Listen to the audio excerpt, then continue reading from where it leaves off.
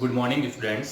आज हम अपना जो कक्षा 12th का नेक्स्ट टॉपिक है सारणिक डिटरमिनेंट उसको शुरू करेंगे। कल की क्लास में हमने जो है आव्यूह मैट्रिक्स को कंप्लीट किया था। उसके अंदर कोई भी डाउट हो और कोई भी क्वेश्चन जो आपको पर्टिकुलर लगता है कि सर करवाना चाहिए तो आप मुझे कमेंट बॉक्स में बता देना क्वेश्चन नंबर, मैं आपको नेक्स्ट क्लास में बोर्ड पर करवा दूंगा। आज जो अपना टॉपिक है डिटरमिनेंट सारणिक, तो पहले हम समझते हैं कि सारणिक और आव्यूह में क्या क्या अंतर होता है। तो मैं आपको पहले बताता हूँ, ये आपके पास यहाँ पे है मैट्रिक्स, ठीक है, ये आपके पास है डिटरमिनेंट, ठीक है। इन दोनों में डिफरेंस क्या क्या है वो देख लेते हैं। तो जो आपका मैट्रिक्स है, मैट्रिक्स की बात करें तो ये किसी भी ऑर्डर का हो सकता है, ये किसी भी ऑर्डर का हो सकता है। ऑर्डर यानी कि हिंदी में बोलेंगे अपन क्रम का हो सकता है, ठीक है।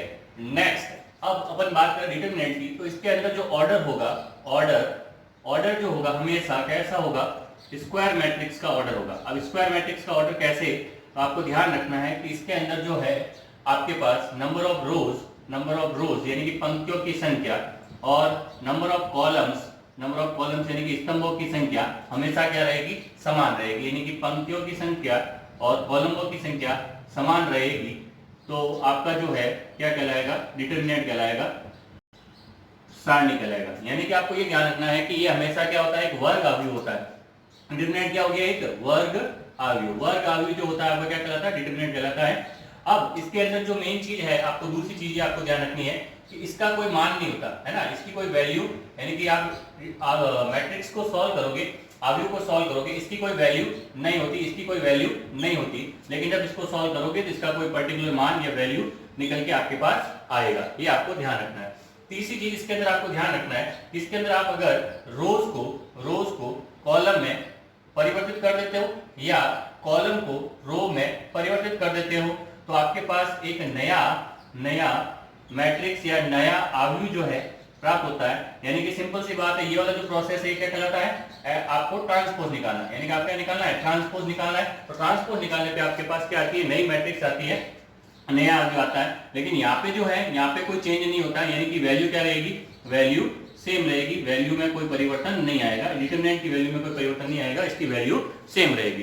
तो ये तो हो गया डिफरेंस। अब देखो डिफरेंस के बाद हम स्टार्ट करते हैं हमारा चैप्टर, जिसमें आपको पहले समझना है कि एक डिटरमिनेंट को लिखने का तरीका, एक डिटरमिनेंट को रिप्रेजेंट करने का तरीका क्या रहता है, डिटरमिनेंट को खोलने का तरीका क्या रहता है। तो अगर मैं बात करूं, मेरे पास डिटरमिनेंट, जो कि मैंने पहले बता दिया डिटरमिनेंट क्या होता है, तो आपके पास होता है एक स्क्वायर मैट्रिक्स यानी कि एक वर्ग आव्यूह। और वर्ग आव्यूह क्या होता है, तो आपको पता है कि इसके अंदर नंबर ऑफ रोज यानी कि पंक्तियों की संख्या बराबर होती है नंबर ऑफ कॉलम, स्तंभों की संख्या के बराबर। ये आपको ध्यान रखना है। यानी कि अगर मैं बात करूं इसको लिखने का तरीका, तो आव्यूह को जो है हम लिखते थे, रिप्रेजेंट करते थे कैपिटल लेटर नॉर्मल ए से। लेकिन अगर डिटरमिनेंट की बात करूंगा, डिटरमिनेंट को लिखने का तरीका रहेगा मॉड ए, यानी कि इसका कोई मान होता है तो लिखने का तरीका रहेगा मॉड ए। अब देखो मान जो होता है वो कैसे निकालते हैं। अगर मेरे पास एक डिटरमिनेंट है, मैंने अगर बोला एक डिटरमिनेंट है 3, ठीक है, अगर मैंने इसको ब्रैकेट बना के लिखा है तो ये तो है आपका आव्यूह। लेकिन अगर इसी को मैंने इस तरीके से लिख दिया मॉड के अंदर, तो यहाँ पे क्या होगा, डिटरमिनेंट। और इस डिटरमिनेंट की वैल्यू यानी कि यहाँ पे 1 क्रॉस 1 का है, ये किसका है, 1 क्रॉस 1 का है आपके पास एक डिटरमिनेंट ए, तो इसकी वैल्यू जो हो जाएगी वो क्या रहेगी, इसका खुद का मान ही 3 रह जाएगी। लेकिन अगर आपके पास एक और डिटरमिनेंट है ए, जिसके अंदर आपके पास 2 क्रॉस 2 का डिटरमिनेंट है, 2, 3, -1 एंड 4, ये है आपके पास 2 क्रॉस 2 का। तो इसकी वैल्यू निकालने के लिए क्या करोगे, इस 2 का क्रॉस मल्टीप्लाई यहाँ पे, इस 1 -1 का क्रॉस मल्टीप्लाई यहाँ पे, तो 2 का क्रॉस मल्टीप्लाई होगा 4 से, फिर -1 इंटू मल्टीप्लाई होगा 3, बीच में माइनस रहता है, ध्यान रखना है। ये हो जाएगा आपके पास 8, ये हो जाएगा माइनस, ये हो जाएगा माइनस का 3, जो कि minus minus plus 3 equals to 11। इस तरीके से आप 2 क्रॉस 2 की जो आपकी डिटरमिनेंट होती है सारणी के, सॉल्व कर सकते हैं। मेन जो चीज सीखनी है बच्चों आपको, वो 3 क्रॉस 3 के अंदर सीखनी है। तो 3 क्रॉस 3 की जो सारणी है उसको कैसे सॉल्व करते हैं। जैसे मेरे पास है 1 2 0, उसके बाद नेक्स्ट है 2 3 1, नेक्स्ट है आपके पास 3 0 एंड 2। ये आपके पास क्या है, एक सारणी है, इसको सॉल्व करना है। तो इसको सॉल्व करने के लिए देखो, जिस पंक्ति के अवयव या जिस पंक्ति के कॉलम को आप लेते हो, जैसे मैंने बोला कि 1, तो 1 को लिया तो 1 के अकॉर्डिंग आप सॉल्व कर रहे हो, तो इसके लिए क्या होगा, 1 लिखोगे बाद, इसके लिए जो एलिमेंट बचेंगे वो आप इस 1 वाली लाइन के और इस 1 वाले स्तंभ के सारे एलिमेंट्स को छुपा दो, यानी कि को दबा दो, तो बचेगा 3102। तो यहाँ आ जाएगा 3102। फिर आएगा माइनस बीच में, अब लोगे आप सेकंड, तो आ गया 2। अब देखो 2 के लिए इस 2 वाली स्तंभ और इस पंक्ति को छुपाएंगे तो 2132, तो आ जाएगा 2132। नेक्स्ट जीरो के लिए लोगे तो नेक्स्ट आएगा प्लस, ये आएगा जीरो। अब जीरो के लिए देखो ये वाली लाइन और ये वाला स्तंभ छुप जाएगा, तो 2330, 2330, ये हो गया, आपको ध्यान रखना है। अब देखो क्या करते हैं, वही ये 2 क्रॉस 2 का, ये 2 क्रॉस 2 का, ये 2 क्रॉस 2 का, तो इनको सॉल्व करने के लिए 1, देखो 3 का 2 से 6 माइनस क्या हो जाएगा 0, ये -2 पड़ा है आपके पास। फिर 2 का 2 से कितना हो जाएगा 4, 3 का 1 से -3 प्लस 0 का मल्टीप्लाई होके वो 0 हो जाएगा। तो यहाँ पे आपके पास हो जाएगा 6 - 0 यानी कि 6 × 1 6 -2 × 4 - 3 कितना हो जाएगा आपके पास 1, तो आ जाएगा 6 - 2 = 4।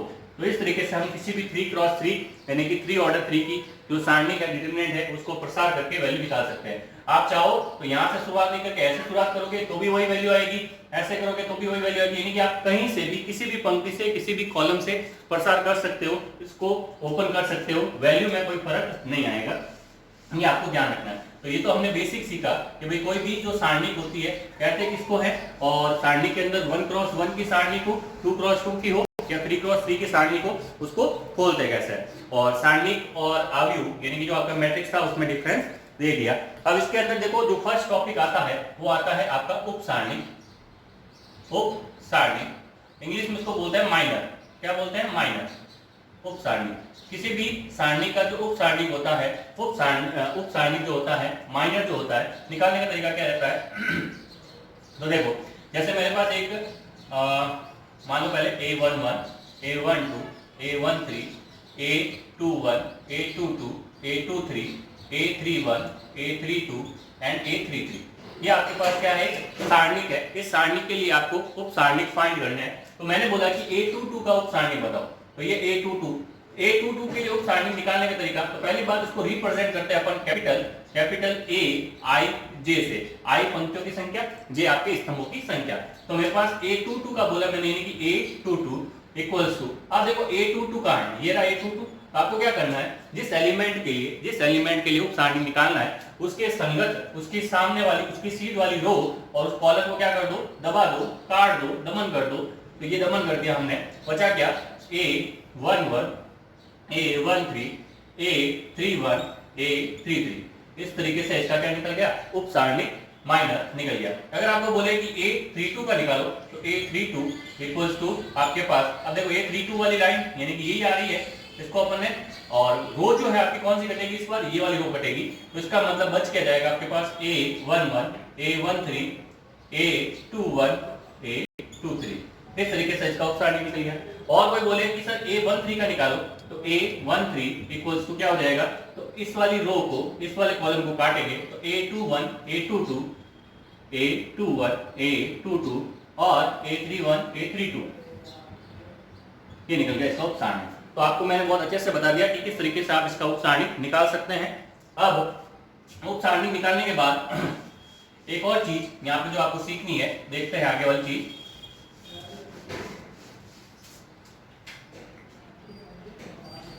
जो इसमें एक छोटा सा सवाल बन सकता है, मैंने बोला अगर आपको कि आपके पास एक n क्रॉस n की जो है सारणिक थी, आपके पास n क्रॉस n की जो सारणिक है उसके लिए आपने उप सारणिक निकाल दिया। तो उप सारणिक निकालने के बाद उसका ऑर्डर, पहले जो है सारणी का ऑर्डर क्या था, n क्रॉस n था। मैंने बोला आपने अगर उसका उप सारणी निकाल दिया तो उसके बाद उसका ऑर्डर क्या रहेगा, तो उसके बाद उसका ऑर्डर रहता है n-1 इन n-1। ये आपको ध्यान रखना है, उसका ऑर्डर क्या रहेगा n-1 इंटू n-1, कब, जब आपने इसका उप सारणी निकाल दिया है। इस बात का आप ध्यान रखना, 1 नंबर का सवाल आपके बन सकता है। नेक्स्ट टॉपिक जो है आपके कोफैक्टर यानी कि सहखंडज। नेक्स्ट टॉपिक है बच्चों सहखंडज, कोफैक्टर। देखो अगर आपने उप सारणी निकालना सीख लिया तो सहखंडज निकालने में कोई दिक्कत नहीं है। सिंपल सा ध्यान रखना, सहखंडज को लिखने का तरीका होता है Fij और निकालने का तरीका होता है -1 की पावर I + j इंटू उप सारणी, यानी कि जिस एलिमेंट के लिए आपको सह खंड निकालना है, उसका पहले क्या निकालना पड़ेगा, उप सारणी निकालना पड़ेगा। इस चीज को हम समझ लेते हैं एक बार एक न्यूमेरिकल से। जैसे मेरे पास है 1 -2 3 2 3 1 0 0 1, ठीक है। ये आपके पास एक क्या है, सारणिक है ए, सारणिक है ए। मैंने बोला इसके लिए आप जो है मेरे को पहले तो यहाँ काम करते हैं, सीधा अपन निकालते हैं। मैंने बोला आपको इसके लिए 2 3 का जो है क्या निकालना है, सहखंड निकालना है F23 का। तो F23 का सहखंड निकालने के लिए मुझे A23 यानी कि A23 का उप सारणी निकालना पड़ेगा। A23 कहां पे है, ये रहा आपका A23, ठीक है। ये वाली रो एंड ये वाला स्तंभ कट हो जाएगा, तो बचेगा आपके पास 1 -2 0 एंड 0, ठीक है। अब देखो जैसे मैं इसका सॉल्व करूंगा, A23 क्या आ जाएगा, 1 × 0 0 - 0 क्या आ जाएगा 0। अब मुझे इसका सहखंड निकालना है, तो सहखंड F23 इक्वल्स टू होगा -1 की पावर I + j यानी कि 2 + 3 × A23 की वैल्यू क्या है 0, तो ये वैल्यू क्या आ जाएगी 0। इस तरीके से आप किसी भी अवयव के लिए उसका सहखंड निकाल सकते हो, कोई दिक्कत वाली बात नहीं है। सहखंड के लिए सिंपल सा आपको ध्यान रखना है ये वाली चीज -1 की पावर I + j × उसका उप सारणी, ये वाली चीज आपको भूलना नहीं है। इस वाली चीज में आपको जो है सारणी का वैल्यू जो है वो बदल जाता है। कैसे, मैं आपको बता देता हूँ। ये जो चीज है आपको कैसे दिमाग में रखनी है कि अगर जब तक आपके पास ये जो वैल्यू लिखी है हमने I + j -1 की पावर I + j, एक बार वापस देखो, -1 की पावर I + j × उप सारणी Aij, ठीक है। और ये जो था आपका Fij, ये देखो अगर आपके पास मैं बात करूं ये Fij जो है ये Aij ही रहेगा कब तक, जब ये I + j जो है आपके पास क्या हो, कोई सम संख्या हो, ये आपको ध्यान रखना है। दूसरी चीज ये Aij जो है इसका नेगेटिव हो जाएगा, Fij जो है Aij का नेगेटिव हो जाएगा कब, जब ये I + j की वैल्यू क्या हो जाएगी, विषम संख्या हो जाएगी, ये आपको ध्यान रखना है। दूसरा कंसेप्ट ये समझ में आ गया आपको, I + j की पावर, क्योंकि देखो I + j की पावर जैसे यहाँ पे ऋणात्मक होगी, -1 की पावर ऋणात्मक, तो वो रिजल्ट क्या आएगा, माइनस का आएगा, -Aij हो जाएगा। अब देखो एक और चीज, अगर आपके पास 2 × 2 की है तो आप सीधा सा ऐसे ध्यान रख सकते हो, प्लस माइनस माइनस प्लस, ये होता है 2 × 2 के अंदर। लेकिन अगर आपके पास 3 × 3 की होगी तो plus minus plus minus plus minus plus minus plus, alternate आपके पास ये निशान रहते हैं किनके, सहखंडस के, कोफैक्टर के, आपको ध्यान रखना है। यहाँ तक चीज क्लियर हो गई बच्चों। कोफैक्टर सहखंड निकालना सीख लिया हमने, सहखंड निकालने के लिए तरीके भी देख लिए, और कैसे निशानों का ये चेंज होता है वो भी मैंने आपको बता दिया। अब कुछ न्यूमेरिकल्स कर लेते हैं आपके। जैसे आपको एक न्यूमेरिकल दे रखा है 2 3yx, ठीक है, 2 3yx इक्वल्स टू दे रखा है 4, इक्वल्स टू दे रखा है 4, एंड दूसरे में आपको दे रखा है x4 4 2 इक्वल्स टू दे रखा है आपको 7। तो बोला इसके अंदर जो है आपको x की वैल्यू फाइंड करनी है, सॉरी यहाँ पे ये y है, y x एंड y की वैल्यू फाइंड करनी है। तो मैं अगर इसको सॉल्व करूंगा तो पहले क्या बनेगा, 2x - 3y इक्वल्स टू 4, इसको सॉल्व करेंगे तो बनेगा 2x - 4y इक्वल्स टू 7। दो समीकरण, दो वेरिएबल, उस वाले समीकरण को मैं यहाँ लिख देता हूँ 2x - 4y इक्वल्स टू 7। दोनों को माइनस कर दें, माइनस प्लस का 2x माइनस का 2x, ये हो जाएगा माइनस माइनस प्लस, ये हो जाएगा माइनस, तो ये दोनों कट गए। यहाँ पे देखो 4y - 3y बचा आपके पास y, -7 + 4 बचा आपके पास -3, y की वैल्यू क्या आ गई -3 को आप वापस पुट करोगे तो आपके पास क्या निकल जाएगी, x की वैल्यू निकल जाएगी। तो इस तरीके से आप अपने जो 4.1 के जितने भी क्वेश्चन है आराम से कर सकते हो, कोई दिक्कत वाली बात नहीं है। सारणी का प्रसार, उप सारणी और सहखंड, ये 4 कंसेप्ट अभी तक आपने सीखे हैं। इन चारों कंसेप्ट पे बेस आपकी 4.1 एक्सरसाइज है, बहुत आसान सी है। मेन जो चीज है इसमें आपको कंसेप्ट सीखने हैं। उसके बाद देखो नेक्स्ट आपकी 4.2 एक्सरसाइज से पहले कुछ प्रॉपर्टीज है सारणी की, वो आपको ध्यान रखनी है। वैसे अगर मैं बताऊं आपके सिलेबस में 4.2 अभी नहीं है, संशोधित सिलेबस की बात करें 4.2 नहीं है, लेकिन उसकी प्रॉपर्टीज को आपको ध्यान में इसलिए रखना है क्योंकि जो 5th एक्सरसाइज हम करेंगे उसके अंदर जो है इनकी प्रॉपर्टीज का यूज हो जाता है। तो एक बार हम देख लेते हैं डिटरमिनेंट की जो प्रॉपर्टीज है, प्रॉपर्टीज, ठीक है। इसके अंदर जो पहली प्रॉपर्टी है, इसकी पहली प्रॉपर्टी में आपको ध्यान रखना है कि अगर किसी भी रो को कॉलम बना दो या किसी भी कॉलम को रो पे बना दो तो सारणी की वैल्यू में कोई चेंज नहीं आएगा।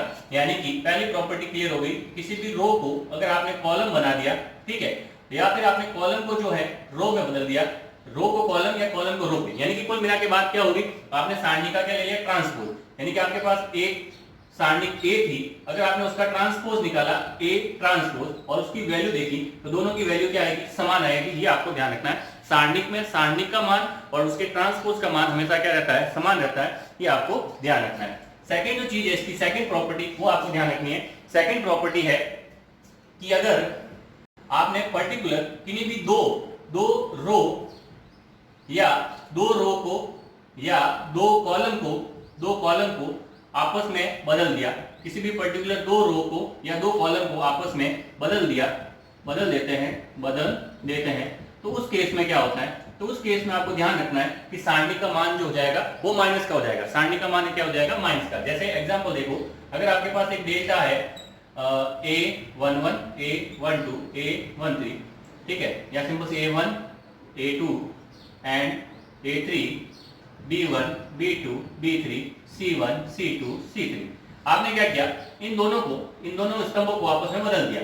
कैसे, तो ये बना दिया मैंने A2 B2 C2 A1 B1 C1, ठीक है, और यहाँ पे A3 B3 एंड ये C3। तो इस केस में ये जो वैल्यू होगी इसको आप सॉल्व करोगे तो ये जो हो जाएगा, क्या हो जाएगा, डेल्टा जो है, इस डेल्टा का क्या हो जाएगा, ये डेल्टा 1 जो हो जाएगा वो क्या हो जाएगा, माइनस का डेल्टा, यानी कि इसका निशान क्या हो जाएगा, नेगेटिव हो जाएगा। ये आपको ध्यान रखना है। यानी कि किसी भी दो रो या दो कॉलम को आपस में बदलते हैं तो जो नया आपको पास डिटरमिनेंट आएगा डेल्टा 1 वो क्या होगा, पुराने डेल्टा का क्या होगा, माइनस। डेल्टा हम किसी सारणी को लिखने के लिए सिंबल शो करते हैं। ये सेकंड प्रॉपर्टी आपको ध्यान रखनी है।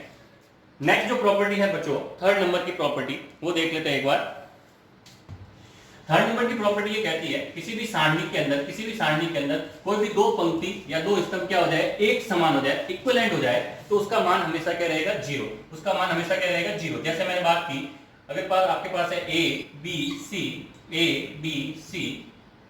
D E F, ठीक है, ये आपके पास क्या है, कि सारणिक है। ये अगर आपके पास एक सारणिक है तो इसके अंदर आप देखोगे इधर वाली भी ABC, इधर वाली भी ABC, तो इसका मतलब इसको आप सॉल्व करोगे, जब भी आपको दो रो यानी दो पंक्तियां या दो कॉलम यानी कि दो स्तंभ समान दिख जाए तो उसका मान हमेशा क्या रहेगा, जीरो रहेगा। ये आपको ध्यान रखना है। थर्ड नंबर की प्रॉपर्टी क्लियर हो गई। नेक्स्ट जो फोर्थ प्रॉपर्टी है, फोर्थ प्रॉपर्टी में आपको ध्यान रखना है, किसी भी एक रो या एक कॉलम को आप सभी एलिमेंट देखो, जैसे मेरे पास है A B C D E F G H I, किसी भी एक रो या किसी भी एक कॉलम को किसी अशून्य संख्या यानी कि कोई भी आपके पास नंबर हो उससे मल्टीप्लाई करोगे। जैसे मैंने बोला कि मैंने इस पहली वाली रो को जो है किससे मल्टीप्लाई कर दिया, K से। ये हो गया K, ये हो गया K, ये हो गया K। तो उस केस में ये जो आपके पास डेल्टा था पहले, अभी जो नया डेल्टा 1 आएगा वो क्या हो जाएगा, पहले जो आपके पास डेल्टा था जब K से मल्टीप्लाई नहीं किया था मैंने, ठीक है, अब मैंने K से मल्टीप्लाई कर दिया, कि डेल्टा 1 आ गया, ये आपके पास K से मल्टीप्लाई हो गया। तो नया जो डेल्टा 1 आएगा उस सारणी का क्या हो जाएगा, उस सारणी का K गुना, यानी कि उस संख्या का गुना हो जाएगा जिस पर्टिकुलर एक लाइन को या एक कॉलम को आपने, ध्यान रखना एक लाइन या एक कॉलम की बात की मैंने, एक लाइन या एक कॉलम को जब मल्टीप्लाई करोगे तो उस केस में सारणी का मान भी उस संख्या का गुना हो जाएगा। लेकिन अगर आपने प्रत्येक अवयव को गुणा कर दिया तो देखो, अगर आपने प्रत्येक अवयव को गुणा कर दिया, यहीं पे प्रत्येक अवयव को, यानी कि यहाँ पे देखो K K K ये K ये K ये K, तो देखो जो आपके पास डेल्टा 1 आएगा इस बार, तो देखो K कितनी बार, यहाँ से एक K कॉमन आएगा, यहाँ से एक K कॉमन आएगा, यहाँ से एक K कॉमन आएगा, यानी कि K कितनी बार कॉमन आया, K इंटू K, K की पावर कितनी होगी, 3 इंटू डेल्टा, K की पावर कितनी होगी, 3 इंटू डेल्टा। ये आपको ध्यान रखना है। यानी कि यहाँ पे कंसेप्ट बन गया आपके पास, अगर आपने प्रत्येक अवयव को अशून्य संख्या से गुणा किया है, यानी कि डेल्टा 1 की बात करूं, जब आपके पास 1 क्रॉस 1 की होगी तब तो क्या आएगा, K डेल्टा। कब, जब ऑर्डर जो है आपके पास क्या रहेगा, ऑर्डर रहेगा 1। लेकिन अगर आपके पास ऑर्डर जो है आपने क्या कर दिया, ऑर्डर जो है आपने कर दिया 2, तो उस केस में हो जाएगा K square into delta, order क्या रहेगा 2। लेकिन अगर आपने 3 से मल्टीप्लाई किया, सॉरी प्रत्येक को मल्टीप्लाई किया K से, प्रत्येक अवयव को मल्टीप्लाई किया K से, और ऑर्डर है 3 क्रॉस 3 का, तो यहाँ पे क्या रहेगा, K की पावर 3, ऑर्डर 3 का। लेकिन अगर मैंने बात की जनरल n, ऑर्डर क्या कर दिया n, तो यहाँ पे क्या हो जाएगी K की पावर n डेल्टा। ये आपके ऑब्जेक्टिव में MCQ में सवाल बना जा सकता है यहाँ पे, तो ये आपको ध्यान रखना है। ये भी इंपॉर्टेंट चीज है कि भाई प्रत्येक सारणी के, किसी भी सारणी के प्रत्येक अवयव को किसी अशून्य संख्या से गुणा कर दिया जाए, अगर उसका ऑर्डर n हो तो सारणी का मान क्या हो जाएगा, उस संख्या की पावर n गुना। ये आपको ध्यान रखना है। ये प्रॉपर्टी होगी क्लियर। नेक्स्ट देखते हैं बच्चों। नेक्स्ट जो है इसके अंदर प्रॉपर्टी है कि अगर एक सारणी के अंदर दो एलिमेंट, जैसे मैंने बोला a1 plus d1, a2 plus d2, a3 plus d3, ठीक है, और यहाँ पे आपके पास b1, b2, b3, c1, c2 and c3 इस तरीके से आपको दे रखा है, तो कोई दिक्कत नहीं है। सिंपल सा क्या करोगे, ये a1, a2, a3 एक बार इन दोनों के साथ ऐड करके लिख दो, और सॉरी इन दोनों के साथ बना के लिख दो, यानी कि a1, a2, a3, b1, b2, b3, c1, c2, c3, फिर प्लस b जो प्लस था तो प्लस आ जाएगा d1, d2, d3 और b1, b2, b3 and c1, c2, c3। इस तरीके से आप इसको ओपन कर सकते हो। बीच में अगर माइनस होता तो यहाँ पे निशान क्या आ जाएगा, माइनस। तो इस तरीके से अपने ये प्रॉपर्टी जो आपकी 5वें नंबर की प्रॉपर्टी थी क्लियर कर ली। नेक्स्ट प्रॉपर्टी देखते हैं बच्चों, 6 नंबर की प्रॉपर्टी। 6 नंबर की प्रॉपर्टी क्या कहती है, एक बार उसको देखते हैं।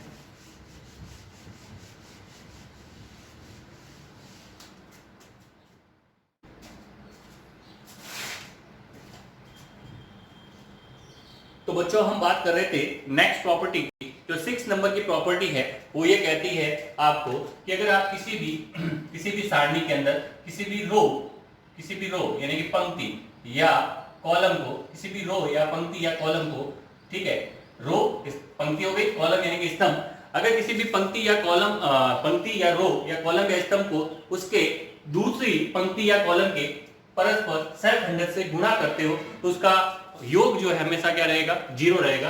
एक बार देखते हैं कैसे। जैसे मेरे पास है यहाँ पे a11, ठीक है, a12, a13, ठीक है, a21, a22, a23, a31, a32, a33, ठीक है। अब देखो अगर मैं जो है पंक्ति इसके लिए सहखंडक निकालूंगा तो इसके लिए सहखंडक क्या आएगा, f11, f12 एंड f13। अब मैंने क्या किया, इनका गुणा f11 इंटू a21, ठीक है, plus f12 into a22 plus f13 into a23। तो ये जो रिजल्ट आएगा हमेशा क्या आएगा, 0 आएगा।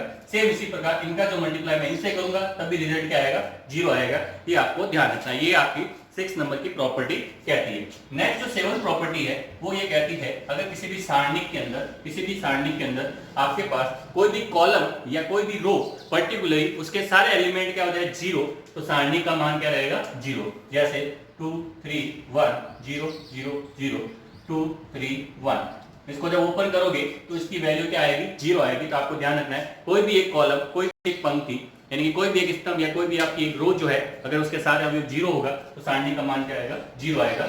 ये इसकी नेक्स्ट प्रॉपर्टी। एक लास्ट प्रॉपर्टी है कि अगर सारणी के अंदर कोई आपके पास x बहुपद है, यानी कि x आपके पास कोई चर है, और अगर इस x को जो है आप a से बदल देते हो और सारणी का मान क्या हो जाए, 0।